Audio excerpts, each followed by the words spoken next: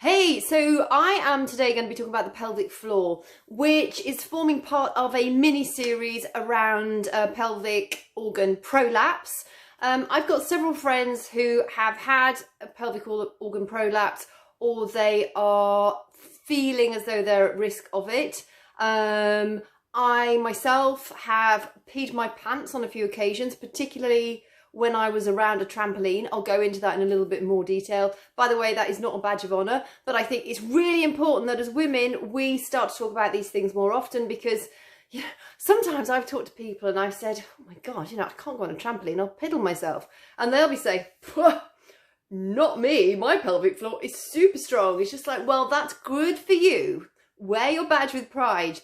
But I think there are so many out there, so many of us out here, out there, that for no obvious reason, have a sneeze and it's just like, ooh, I peed myself just a little bit.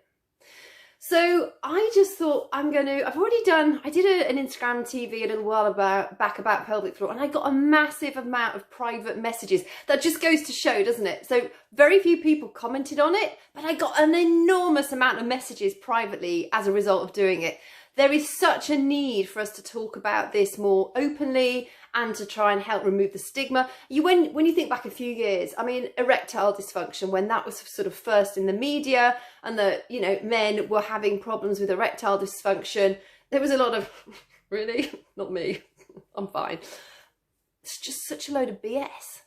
It's no laughing matter. If you are struggling, particularly as is our sexual organs, our self-esteem is so tied up with how things work down below. So the reason for my mini-series is to help share it, help break down some of the stigma, but also to share some, real life stories. I'm not a medical professional. I'm a big proponent of healthy living. I'm a massive researcher. I love information, but most of all, I'm a good listener.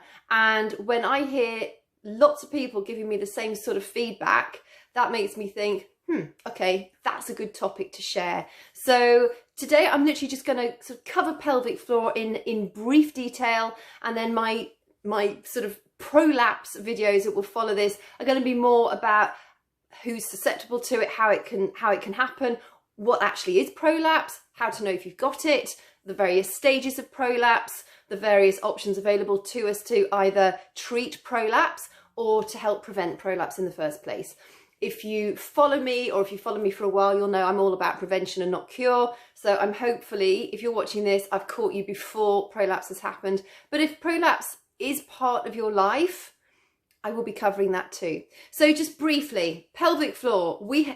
Essentially, the pelvic floor helps to separate the top half of our body from the bottom half of our body. And when you think about it, the pelvic floor is essentially 3 layers of different types of muscles. It's sort of like stretched like a sling or sort of diamond shape. And we have muscles at the front, the back, and both sides around the vagina, the urethra, and our bum opening.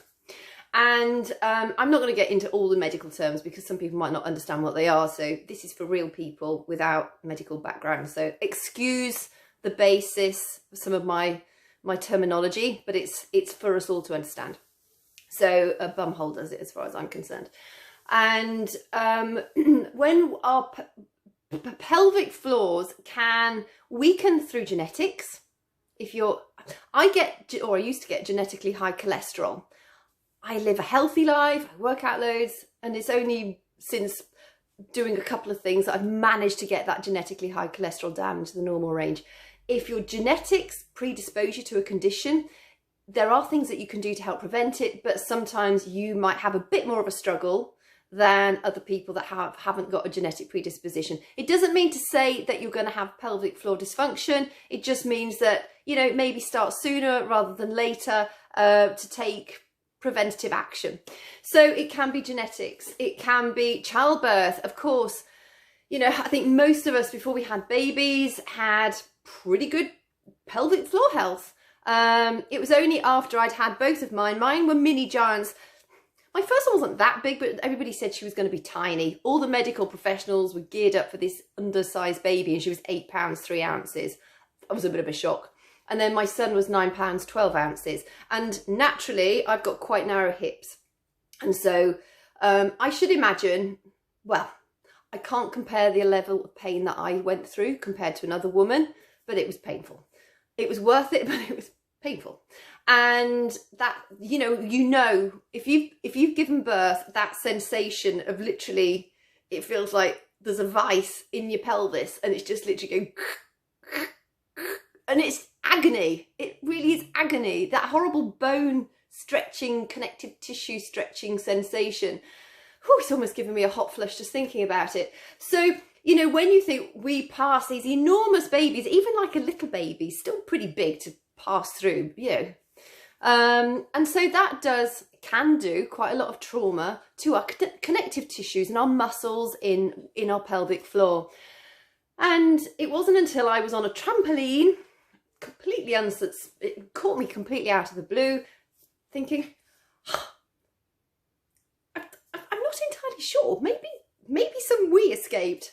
And like, you know, we're all having fun, so I can't just get off and say, oh, sorry, I'm wetting myself, I need to go to the toilet. So I'm bouncing more and I'm thinking, I'm sure maybe some more wee escaped. But it was the first time it had ever happened to me. So it was just like, maybe it's not, maybe it's just me being overly dramatic. Anyway, finally finished the bouncing session. And yes, sure enough, went to the loo and my knickers were soaked. I was just like, okay, I have definitely got to do something about this.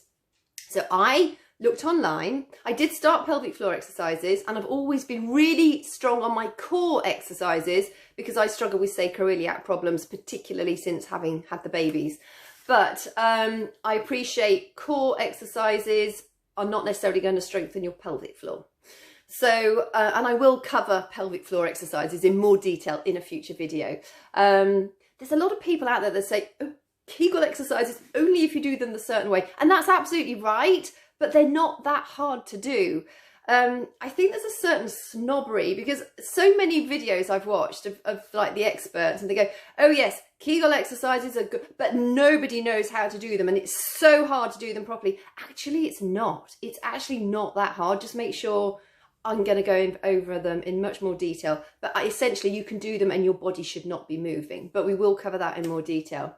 I just want to sort of give you a normal person's view of something that people tend to overcomplicate. It's probably because they offer a service and that's great, but it's not that complicated. I don't want you to come away from this thinking, oh my God, pelvic floor, I'm always going to be incontinent from now on, and I'm never going to be able to enjoy intimacy anymore, and I'm afraid to, you know, the lights go off and I just have to go to sleep straight away because I'm afraid of what might happen. No, this is just a human thing and it's a very woman thing. So let's just bring it back to normality and just explore it in more detail, and I will give you some helpful tips. So essentially, yes, after the trampoline escapade, I thought, okay, I have to start doing some pelvic floor exercises. Did them regularly. And then I just figured, I actually, you know, like muscles. So if you like to do a bicep curl, of course, if I do that and really focus on my muscle, I'm going to eventually build my bicep up. But if I put a weight in my hand, I'm going to build that up much, much quicker. So I looked at sort of resistance training for pelvic floor muscles. And I found this gadget. It does look a bit dubious, but it essentially, it's got a spring on it, and you obviously put it inside your vagina. And when you're squeezing your pelvic floor, you're actually using the resistance of the sides of the walls of your vagina to squeeze it. And it's got a lesser strength spring and a more strong spring. So when you get super good at it, you know, you can sense the difference as you get better. First few times you're just thinking, not sure if anything's happening, but eventually when you persevere with it, it does start to make a difference. I can't honestly say I could unscrew a lemonade bottle. I know there are some people in Thailand that must be part of their CV. I would never go to somebody's house for lemonade in Thailand, but that's another way of looking at the pelvic floor. However, just bringing it back to normal things. So you can either add resistance training into your pelvic floor, or just keep it really simple and do basic Kegel exercises. Bear in mind that your pelvic floor is also very much affected by how you sit, how you stand, your posture. Whenever we stand up, sit down, roll over, our pelvic floor muscles are being engaged. And if you've got poor posture, if you're sat down an awful lot, or when you stand up, your hips shoot forward or your bum sticks out, that's going to have an effect on your pelvic floor. And in actual fact, you may have weakness on the left side, but you might be stronger on the right side, depending on how your anatomy is lined up. So it's important to think of the pelvic floor as front, back and two sides, so that when you're doing your exercises, you're focusing on all four areas of your pelvic floor. People also talk about the depth of the muscles in the pelvic floor. For me, I just think that overcomplicates it. I think all we need to do is know how to do pelvic floor exercises correctly and how they help prevent pelvic organ prolapse. And I'm not going to do the Kegel exercises here today because it's going to make this video too long, but it will be part of my series. So today is sort of just an introductory session about what the pelvic floor is. Also, just another couple of points. Most of us have lax pelvic floor muscles because they've been stretched. Menopause with estrogen, our estrogen levels fall, and that, you know, we get baggy. Everything gets baggy. That's why you get more wrinkles. Our muscles are not as strong as they used to be. That's why it's so important to continue with strength training. Our bone density is not, you know, that's why we're at risk of osteoporosis because of the falling levels of estrogen in our bodies. It also affects our pelvic floor. So you may have had childbirth, you may have genetics, and you may be menopausal, in which case more reason for you to be engaging in regular fitness. I mean, proper strength training and regular pelvic floor exercises. Just to end on this, now, some of you already may have been to your doctor and said, I think I've got a bit of a bulge down there. I'm not quite sure. I've got a bit of a discomfort. And they lie you down on the couch. Have a look. Sorry, you've not got prolapse. You're fine. Everything's fine. The problem is when you're lying down, gravity is going to pull everything backward. So if you've got a prolapse quite often, and this has happened to several of my friends, so, you know, I'm not just pinching this out of the air. When you're lying backwards, gravity naturally pulls things back. Well, there are different types of prolapses. You can have a prolapse of the bladder, where the part of the bladder wall comes down through the vaginal opening. If you've had a hysterectomy, that can allow the intestinal wall to come down through.